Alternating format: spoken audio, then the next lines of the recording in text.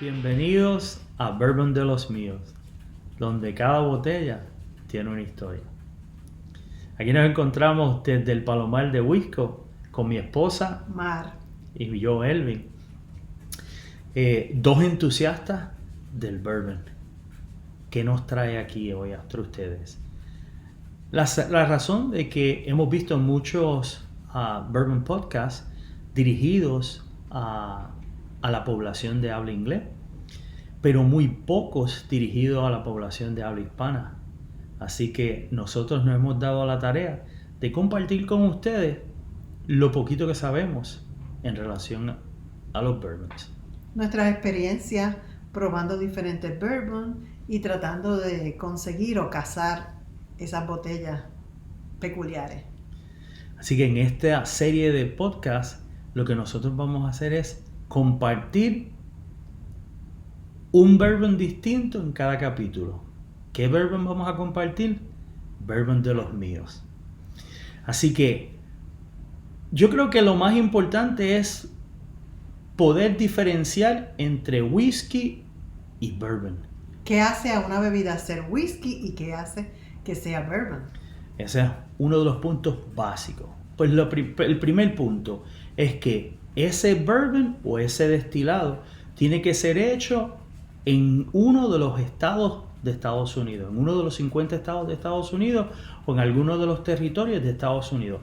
Ese es el requisito principal. Es requisito en ley, no es una industria que esté libre, está altamente regulada y establece la ley los requisitos para que esa bebida o ese whisky sea considerado bourbon. El bourbon es un tipo de whisky que cumple con los requisitos federales de las leyes.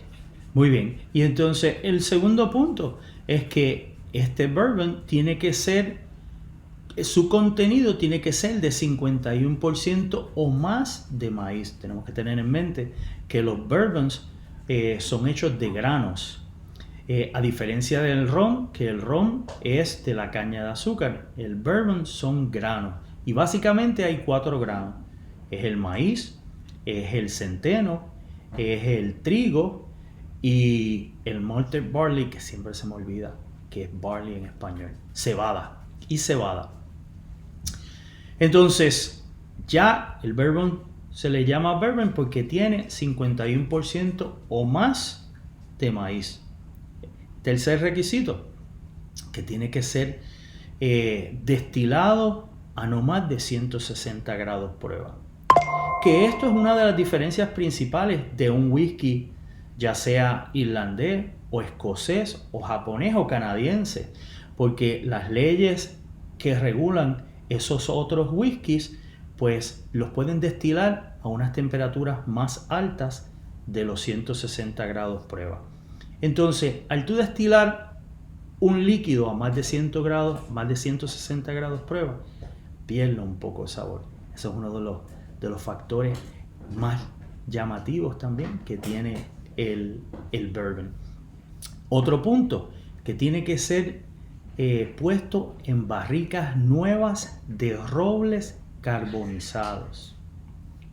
A diferencia de whisky de Canadá o de Japón o de Escocia o de Irlanda, ¿verdad? Lo que hemos mencionado, el bourbon tiene que ser en barricas nuevas. ¿Qué quiere decir eso? Que después que tú sacas ese bourbon de ese barril normalmente debería ser dispuesto de él, ¿verdad? No puedes poner otro whisky en esa barrica y llamarle bourbon. A diferencia de los whisky europeos o asiáticos o en Canadá, que tú no tienes como requisito que tiene que ser una barrica nueva. De hecho, hay destilerías en Tennessee donde le venden esas barricas utilizadas a destilerías europeas para que entonces ellos puedan también añejar sus whisky. ¿Qué hace esto? Que el color del whisky sea diferente. Porque estar en una barrica nueva, ese destilado va a coger todos los colores. Y no tan solo los colores, pero adquiere los sabores, las azúcares y la vainilla que tiene la madera. Una de las cosas en Estados Unidos es que Estados Unidos tiene diferentes estados en el año, no estados, sino que estaciones climáticas a través del año. Pues en el invierno, en los meses fríos, las barricas la madera expulsa el líquido, pero en los meses calurosos la barrica absorbe ese destilado que está adentro, y entonces al entrar ahí es que adquiere esos sabores a las vainillas, los azúcares, el color por ser también barricas que son carbonizadas. Y cuando llegan los meses fríos, entonces ese líquido sale de la madera, y entonces ese es el que nosotros podemos tener la oportunidad de probar. Otro punto importante es que cuando se va a poner en barrica, ese destilado no puede ser puesto en barrica a más de 125 grados prueba. Otro factor importante es que cuando se va a embotellar, no puede ser embotellado a menos de 80 grados prueba. Cuando hay otros whisky donde sí pueden ser embotellados a menos de 80 grados prueba. Ese es otro de los requisitos de los bourbon. No fue hasta que nosotros entendimos todos esos aspectos que nos entusiasmamos tanto con el bourbon. ¿Por qué? Porque es un whisky de calidad, es un whisky que está regulado y tienes mucha información, y cuando tú vas a comprar un whisky, un bourbon en específico, tú tienes información de lo que estás comprando. Otro factor importante, únicamente le puedes echar agua, no puedes mezclarlo con algo más. Muchas de las ventajas del bourbon provienen de los requisitos de que esté en barrica nueva, que no haya sido usada, y el que solo se le puede echar agua, solo se le puede añadir agua, no colorantes ni químicos. Como podemos ver, ¿verdad? Hay whiskies donde le ponen sabor a honey, o le pueden poner sabor a chocolate, o le pueden poner sabor a manzana.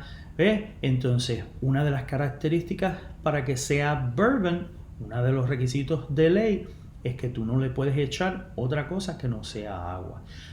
Una de las cosas que más me llama la atención y me gusta es porque a más grados prueba, menos mezcla de agua, mayor sabor a ese jugo que es extraído de esa barrica.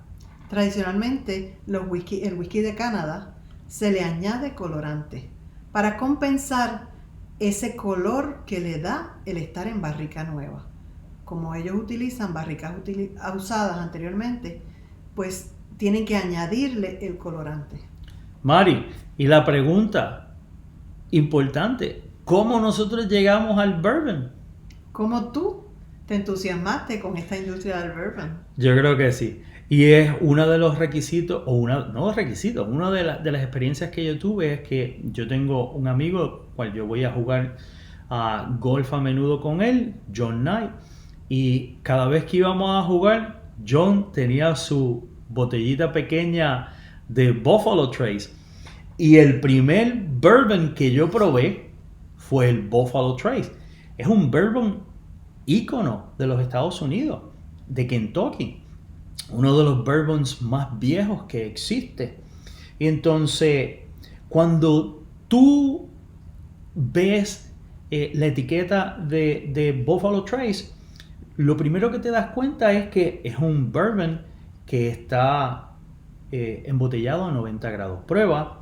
Es un bourbon donde no te mencionan cuál es el añejado, pero ese es otro de los requisitos de ley. Cuando en la etiqueta no ponen el añejado del bourbon, eso quiere decir que es un bourbon mínimo de 4 años.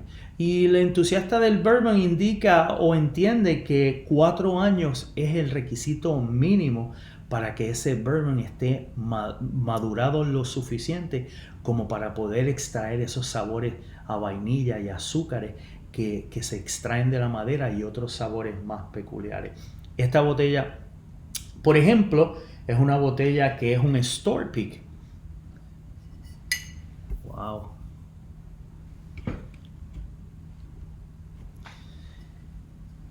Es una botella que es un store pick. Nuestros amigos de Tenuta Deli, un anuncio no pagado. Igual que Buffalo Trace, no es que Buffalo Trace nos está auspiciando, pero es una botella que fue la primera que yo probé, la cual me interesó tanto que eso fue lo que me influenció para saber un poquito más de bourbon. Buffalo Trace es una de las 125 destilerías que están radicadas en Kentucky.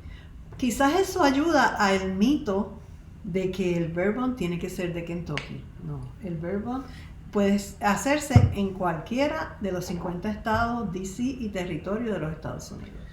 Una de las cosas más importantes es que el bourbon no se hizo para que tú te lo tomes solo, sino para que tú te lo disfrutes en compañía. Así que